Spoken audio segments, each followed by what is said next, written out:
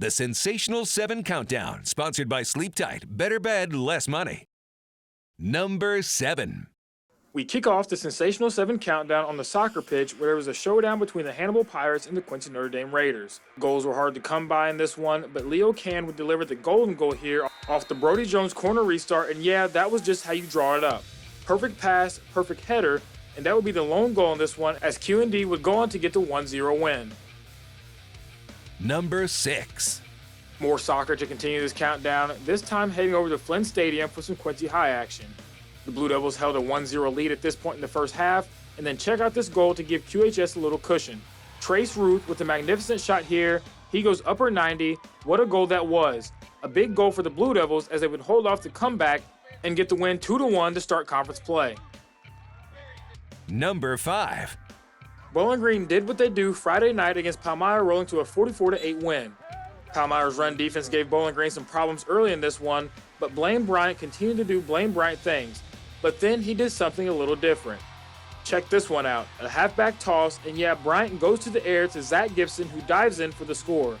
Alright, we've seen this kid return kickoffs for scores, dominate the backfield, and now he's throwing touchdowns too.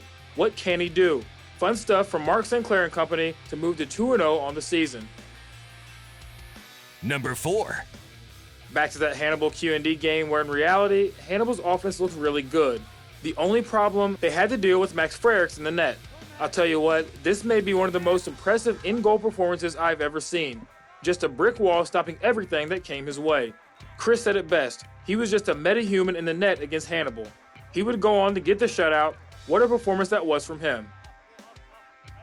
Number 3. Moving on in the countdown, we head to Southeast Iowa where Keokuk had their hands full with a very good Pella squad. They would take an early 10-0 lead in this one, and their defense was looking to retain that lead behind the play of Mason Klaus and that Chiefs secondary. Pella was looking to go to the air and check out the little tip drill, one-hand snag from Mr. Klaus. That got the place rocking. Pella would get the win, but Mason Klaus took the spotlight with that unbelievable INT. Number 2. Number 2 takes us to Quincy University where the Hawks opened their season against Chadron State, and what a game it was.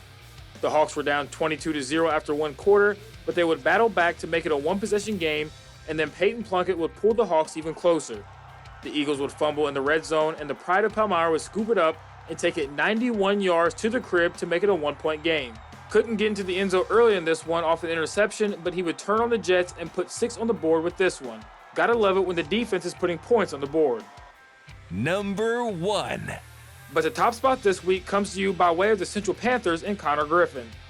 Griffin did it all against a good Calhoun squad, first with a 30-yard rushing touchdown, and then you don't see it very often, but when the Panthers throw the ball around, they make it really entertaining. Check this one out. A perfect ball from Nick Moore, and then Connor Griffin would do the rest. The tip to himself, the catch, and then the score. We had lots of good stuff this week, but it was really hard to top this one, which is why Mr. Griffin's earned top spot this week, Sensational 7 style.